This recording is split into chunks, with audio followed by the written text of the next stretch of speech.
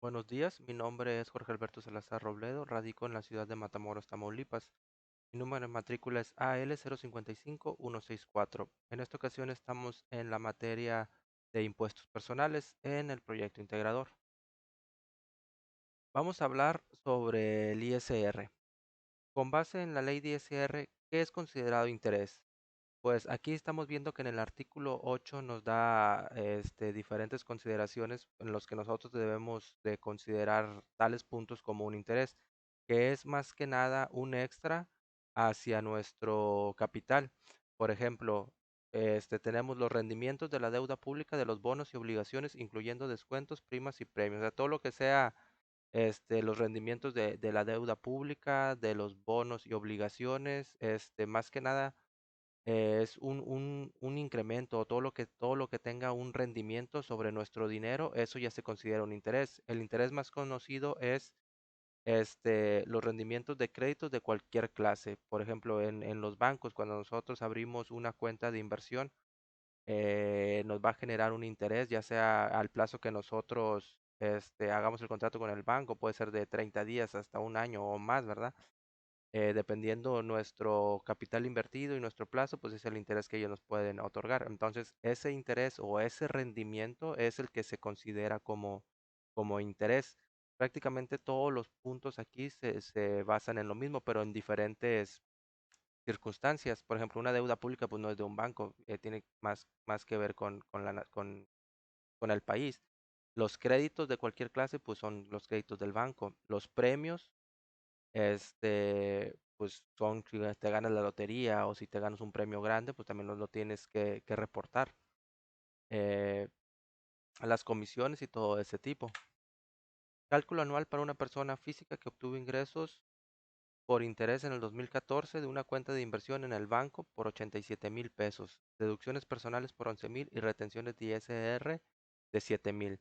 Bueno, aquí con lo que vimos en clase, con la manera de hacer el cálculo, pues estamos viendo que los ingresos acumulables son los 80,000 pesos. Las deducciones personales son los 11,000 pesos, porque aquí nos está marcando. Entonces vamos nosotros a ubicar en la tabla que tenemos aquí donde están bueno, primero tenemos que restar los 87,000 de los 11,000, nos dan la base del impuesto, que son los 76,000. Esos 76,000 los vamos a ubicar aquí en la tabla. Entonces, vemos que nuestro límite inferior está en la tercera línea, porque ahí en la tercera línea son de 50,000 a 88,000. Como nosotros tenemos 76,000, pues ahí entramos nosotros. Entonces se resta, tenemos el excedente que son 25,000, lo vamos a multiplicar por el porcentaje 10,88, nos da nuestro impuesto marginal 2,771, le sumamos la cuota fija que también todo viene aquí en la tarifa anual en la tabla que estamos viendo, nos da un impuesto determinado de 5,738. Pero como nosotros tenemos retenciones de ISR, lo podemos hacer acreditable. Entonces, si restamos los 5,738,70 menos los 7,000, vamos a tener un impuesto a favor de 1,261. Más que nada aquí nos ayudó mucho nuestras deducciones personales, como pudo haber sido un crédito de Infonavit o alguna intervención médica, porque no todo es deducible para las personas físicas, son ciertas cosas. Entonces, aquí en este caso, las deducciones personales pues son 11,000 pesos, pues sí es algo. Y las retenciones es, por ejemplo, si nosotros tenemos una actividad, como personas físicas por honorarios, por actividad profesional, pues si nosotros les hacemos trabajo a las personas morales, ellos nos retienen el ISR, o sea, en lugar de pagarlo nosotros, nos lo retienen ellos. Entonces, eso nosotros lo podemos, deducir en retención de ISR. Entonces, como les digo, en conclusión, tendríamos un saldo a favor. ¿Qué debemos tomar en cuenta para calcular, para el cálculo de impuestos al obtener un premio? Bueno, entonces, primero que nada, dice aquí en el artículo 138 de la Ley de Impuestos sobre la Renta, encontramos cómo es que se determina el impuesto a pagar el concepto de ingresos por premios. También en la ley nos marca que nosotros estamos obligados a enterar cualquier premio o un préstamo o algo de ingreso que sea más o menos por el estilo de que nos lo regalaron o algo así, siempre y cuando sea mayor a 600,000 pesos. En la ley dice que no, o sea, si me prestaron 500,000, me regalaron 100,000 y en un premio tuve 200,000, todo eso se va a juntar. O sea, dice que en su conjunto sea mayor a 600,000 pesos. Entonces, si en el conjunto o si en un premio de 800,000 pesos, como ahorita vamos a ver aquí, un ejemplo, lo tenemos que enterar y eso va a grabar un impuesto. Si es menos de 600,000, no estamos obligados.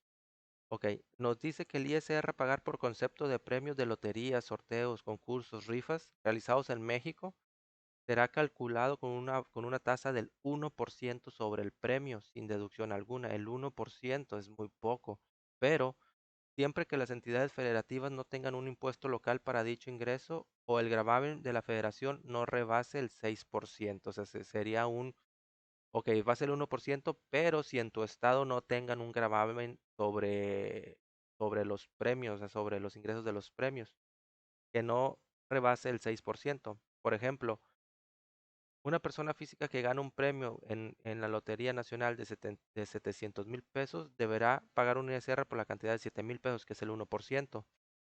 Pero también la ley establece para las entidades federativas que apliquen un impuesto local sobre los ingresos por premios a una tasa que exceda el 6%, tendrá que aplicar una tasa del ISR del 21%. Se me hace exagerado, la verdad. O sea, pasar del 1% al 21%, no sé cómo ellos llegaron a esa conclusión.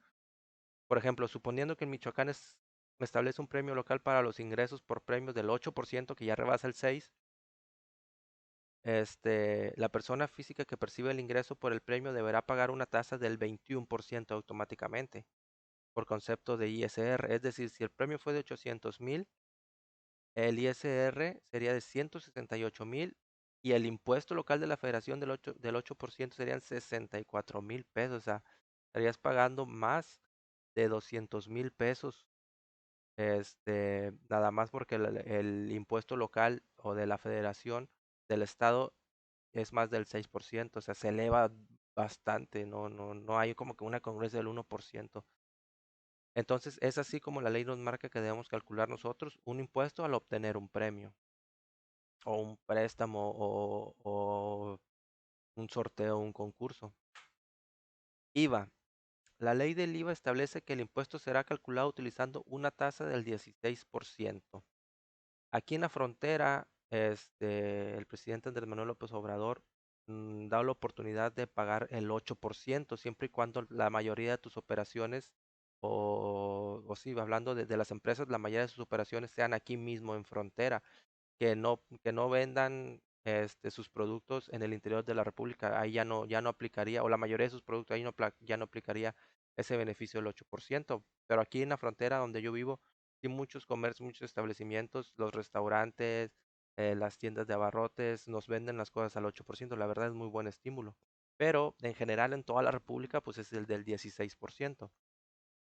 En la ley del impuesto al valor agregado encontramos en su artículo primero a los sujetos a pagar el impuesto, que serían las personas físicas que en territorio nacional realicen ciertas actividades. Por ejemplo, enajenen bienes, o sea, enajenar bienes sería vender. Presten servicios independientes, un profesional, un contador, un médico que preste servicios independientes, o sea, que cobraría honorarios. Otorguen el uso o gozo temporal de bienes que renten, ya sea un vehículo o una casa o un terreno que estén rentando. Importer bienes y servicios, que serían los agentes aduanales. Todas esas personas están obligadas o estamos obligados a pagar el IVA, aunque en realidad todos los mexicanos pagamos IVA. Tú vas al Oxxo, compras un gansito y estás pagando IVA. O sea, aunque no te pregunten, aunque no lo quieras, es obligatorio pagar el IVA. Pero los establecimientos tienen la obligación de reportarlo al fisco y pagar ese IVA que tú pagaste previamente. Dividendos. En el capítulo octavo de la Ley de Impuestos sobre la Renta se menciona el pago de impuestos que están obligados a realizar las personas físicas por obtener ingresos por dividendos. En general, un dividendo es una parte de las ganancias de una sociedad o empresa que es distribuida constantemente por los accionistas.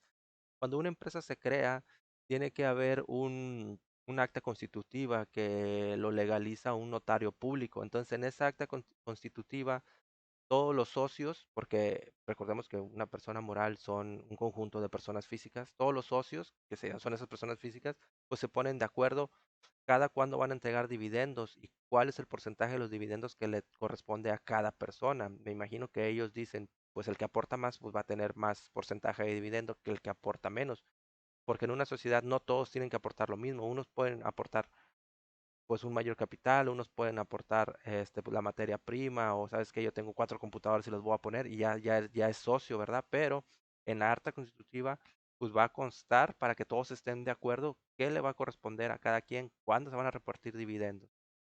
Entonces son los dividendos. En cuanto a las obligaciones, en el artículo 140 de la ley de cierre establece que las personas físicas que obtengan ingresos por dividendo deberán acumular a sus ingresos. Entonces, cuando estamos hablando de acumulación, significa que vamos a pagar impuestos. Indica que las personas físicas estarán sujetas a pagar una tasa adicional del 10% sobre los dividendos o utilidades distribuidos por las personas morales. Entonces, una persona física recibe los dividendos, va a tener que pagar 10% adicional, porque aparte se paga el 30% de los dividendos. Entonces, más que nada, pues ya nos dimos una pequeña idea de lo que es un dividendo. Pues bueno, esto sería todo de mi parte. Muchas gracias.